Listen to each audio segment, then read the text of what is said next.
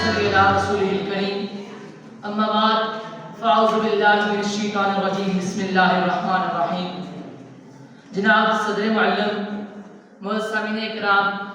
اور طالب علم ساتھیوں، السلام علیکم ورحمۃ اللہ وبرکاتہ۔ آج کے اس معزز ایوان میں میرا موضوع سخن ہے اقبال کا شاہین اور آج کا نوجوان۔ میں مقبرہ اقبال پہ کھڑا دل کی رداد سناتا رہا اور پھر بڑی محفل میں سرے بازار پوچھتا رہا کہ اقبال کیا یہ وہی دھرتی ہے جس کا خواب آپ نے دیکھا تھا، جہاں لا الہ الا اللہ کے سائے میں محمد رسول اللہ کا سکہ رائج کرنے چلے تھے،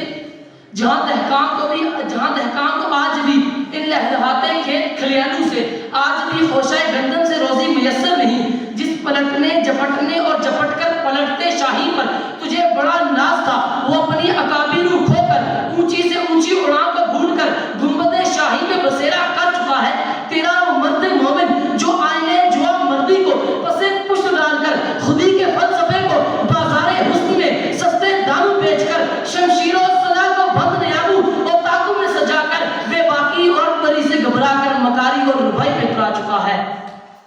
اذانے آج بھی دیتا ہے پر روح بلالی کھو چکا ہے، نمازیں آج بھی پڑھتا ہے پر ذہن پریشی کھو چکا ہے۔ نہ اللہ کی وہ آزار رہی، نہ مجاہد کا گرم شعلہ لہو رہا، وائز تری وہ قوم کی پختہ خیالی نہ رہی، برق تباہی نہ رہی، شعلہ مکالی نہ رہی، رہ گئی رسم آزاں روح بلالی نہ رہی، فلسفہ رہ گیا تلقین غزالی نہ رہی۔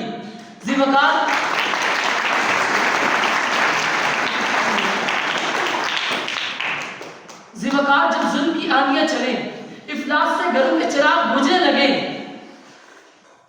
دوسروں کی عزت کا جنازہ نکالنے والے خود کو عزت داروں اور غیرت مند کہلانے لگے، تو پھر ہر طرف سے شہر سے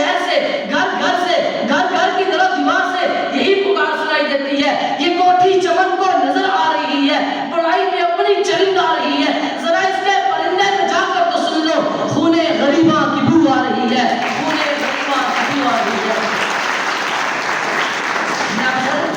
یہاں کوئی پوچھنے والا نہیں کیونکہ زمانے کے انداز بدلے گئے ہیں۔ خانہ کعبہ میں گولی چلے یا قبلہ اول کی دیوار گرائی جانے لگے، یہاں کوئی پوچھنے والا نہیں کیونکہ زمانے کے انداز بدلے گئے ہیں۔ کیا کشمیر کی مائیں نہیں، کیا فلسطین کا بچہ نہیں، لیکن یہاں کوئی پوچھنے والا نہیں کیونکہ زمانے کے انداز بدلے گئے ہیں۔ وجہ پھرنگی گلزار کہوں تو کیا ہو، وجہ پھرنگی گلزار کہوں تو کیا ہو، کون ہے کتنا گناہگار کہوں تو کیا ہو، تم نے جو بات کرے بس نہ سننا چاہی، میں وہی بات کرے کہوں تو کیا ہو۔ زیوکار سورج چہرہ چھپا رہا ہے، لیکن میں ان بادلوں سے کہتا ہوں کہ سورج کو میرا پیغام پہنچا دو، اداس نہ ہونا ناکامی کامیابی کا زینہ ہے، عروج و زوال زندگی کا حصہ ہے۔